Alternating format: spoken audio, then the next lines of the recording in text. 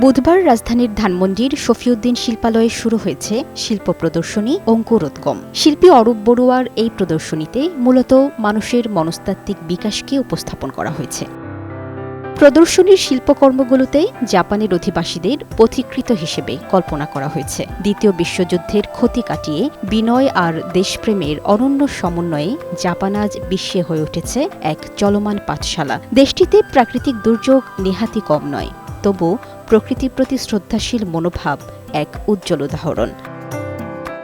মানুষ যখন প্রকৃতিকে তাদের বন্ধু হিসেবে গ্রহণ করে, তখন তাদের উন্নয়নও দৃশ্যমান হয়ে ওঠে। আর তাই জাপানের আজকের এই উন্নতির পেছনে রয়েছে চিন্তার অঙ্কুরোদ্গম, পরিশ্রম এবং প্রকৃতির আশীর্বাদ।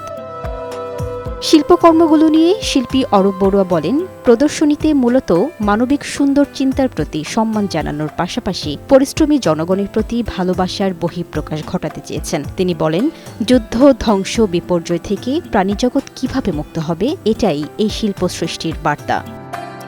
তিনি বলেন, মূলত মানবিক সুন্দর চিন্তার প্রতি সম্মান এবং সেই সাথে পরিশ্রমী জনগণের প্রতি ভালোবাসার বহিঃপ্রকাশ ঘটানো হয়েছে এই শিল্পকর্মে। যুদ্ধ বিগ্রহ থেকে যাতে মানুষ যাতে মুক্তি পায় এবং সমস্ত প্রাণী জগৎ প্রকৃতি যাতে মুক্ত হতে পারে, সেটাই আমাদের মেসেজ। এবং যাই হোক না কেন, আমাদের অঙ্কুরোদ্গম, মস্তিষ্কের অঙ্কুরোদ্গম যাতে সবসময় চলমান থাকে, যাতে করে আমরা যে কোনো বিপর্যয় থেকে উপক্রম করতে পারি। প্রদর্শনীতে অংশগ্রহণ করে 21 পদকপ্রাপ্ত অধ্যাপক সুকুমার বড়ুয়া বলেন, খড়কুটোর মধ্যে নতুনের সম্ভাবনা দেখা হয়েছে অঙ্কুরোদ্গম শিল্পকর্মে, নতুন বাংলাদেশ গড়তে, যা অত্যন্ত প্রেরণাদায়ক। খড়কুটোর মধ্যে যে আবার নতুনের সম্ভাবনা হয়, ধ্বংসের পর যে আবার উত্থান হয়, উৎপত্তি হয়, এটা তো একটা সাংঘাতিক ব্যাপার। এই চেতনা যাতে প্রতিটি মানুষের হৃদয়ে আলোড়িত করে, চেতনা তৈরি করে এবং তাকে অনুভূতি সৃষ্টি করে এবং উপলব্ধি আসে যে আমরা নতুনের দিকে যাব, ধ্বংসের পর আমরা সৃষ্টি করব। প্রদর্শনীতে মোট 10টি শিল্পকর্ম স্থান পেয়েছে।